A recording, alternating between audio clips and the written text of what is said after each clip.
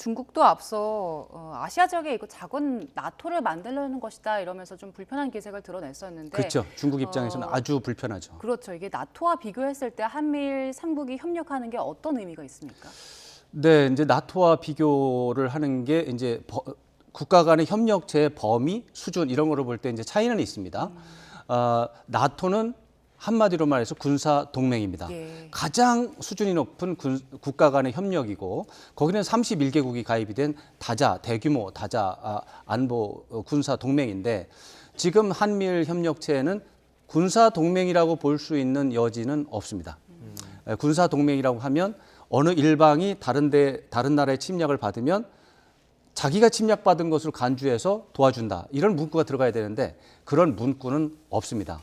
그런 문구는 없는데 사실상 협력으로 보면 그 문장만 빼고는 다른 모든 게 들어가 있고 오히려 군사 분야가 아니라 이번에 한미일 3국은 경제, 기술, 또 교육, 사회, 인적 교류 이런 부분에 있어서 국가 간의 협력이 할 수 있는 최상급의 협력을 하겠다고 다 적어놨습니다. 예. 이렇게 보면 사실상 동맹에 해당하는 그 정도의 최상급 협력 관계를 맺었기 때문에 수준으로 봐서 나토보다는 한 등급 떨어지지만 거의 준한 상황이 되고 범위로 봐서는 거기는 이제 31개국 다자고 우리는 이제 한미일 3국이기 때문에 규모가 훨씬 더 작죠.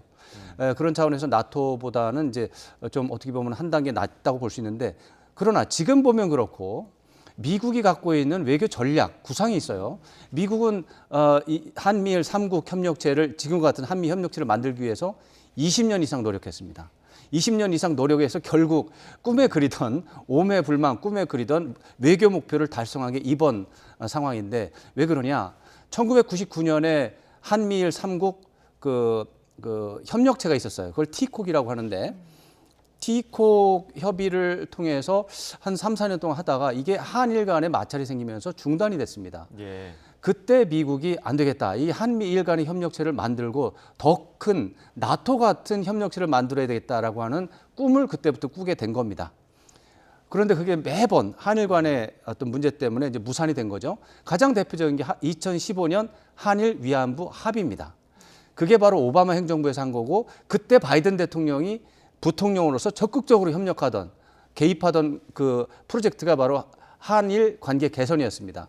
한일 관계 개선해서 그 다음에 한미일 협력하죠. 한미일 협력체 만든 다음에 그 다음에 나토 이제 다른 협력 국가들을 더 모으는 겁니다. 당장 필리핀, 호주, 뉴질랜드 이런 나라들이 싱가포르 이런 나라들이 추가적으로 가입할 수 있습니다.